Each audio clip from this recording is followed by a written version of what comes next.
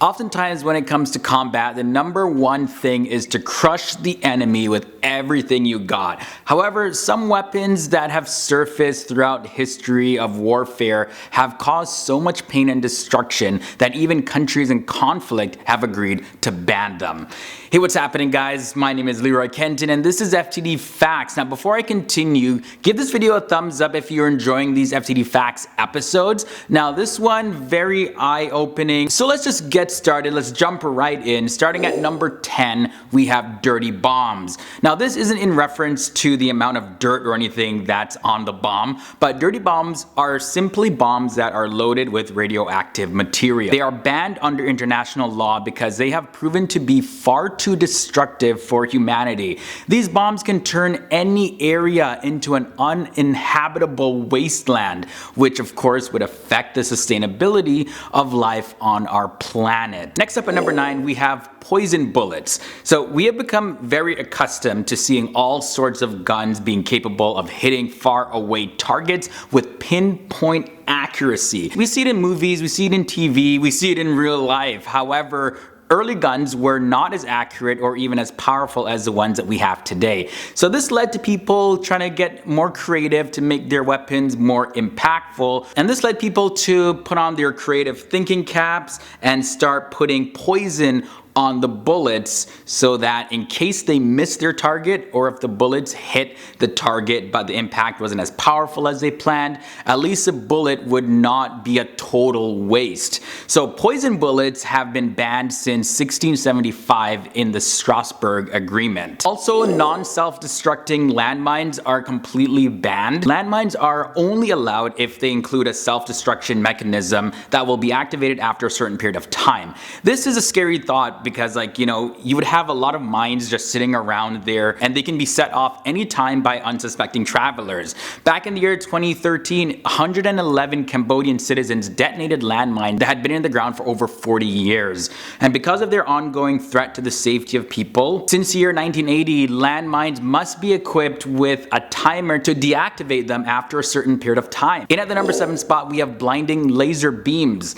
Blinding laser beams are powerful enough to cause permanent blindness. Of course, it's in the name. So that's the reason why they were banned. There are now alternatives that can be used to temporarily hinder your enemy's sight, like flash grenades and smoke grenades. Both of them are non-lethal and they prove to be effective in stopping the opposing forces in their tracks while you escape or plan your next offensive maneuver. Now let's take a look at napalm at number 6. Napalm is a burning agent and it can't be used on people nor anywhere near civilians. However, international law does not specifically prohibit the use of napalm against military targets, but only against civilian targets. This ban was put into effect by the United Nations Convention on Certain Conventional Weapons in 1980. Napalm is effective against secure locations like bunkers, caves, tunnels, as well as vehicles, convoys, etc. And napalm clings to whatever it touches, creating a large burning area around the target,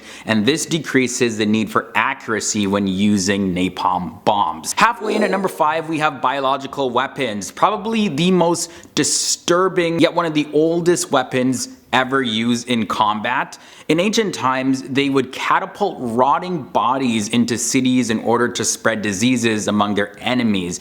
And today, any form of biological weapon is completely banned because the effects would be difficult to contain. Yeah, diseases would spread like crazy. And not to mention, that would be just complete disrespect for those who passed away. Next up, we have plastic landmines. Now, we spoke about landmines before in this episode, and it's one thing to have a mine that can go off at any time, but imagine having a mine that cannot be detected or is very hard to detect. That's why militaries are no longer allowed to set up landmines that cannot be detected by X-ray. All of these landmines must have metallic pieces in them that can be seen by X-ray. In at the number 3 spot, we have flamethrowers. These make for cool effects in video games and movies and all of that, but it's a whole different story in real life. Although flamethrowers aren't entirely banned, you can't use them to fry your enemies though. This is according to Protocol 3 of the Convention on Certain Conventional Weapons. You can't use fire weapons on people, but you can use them to clear away leaves and plants so that your troops can continue onward. Just imagine if real real life was like the video games when it came to fire weapons. Scary thought. Spike pits are number 2. When I was a kid, I had this fear of falling into one of these things. Like, I don't even know where that fear came from, but spike pits or punji stick traps were weapons that were used as late as the Vietnam War. However, Protocol 2 of the 1979 Convention on Certain Conventional Weapons finally banned their use. They were made out of wood or bamboo that was sharpened and heated and often covered by leaves or grass or whatever to make it look like the ground was completely open to walk on. And then when the enemy would walk over it, boom, it would collapse and they would, you know, well, I don't have to describe what would happen next. It's a spike pit.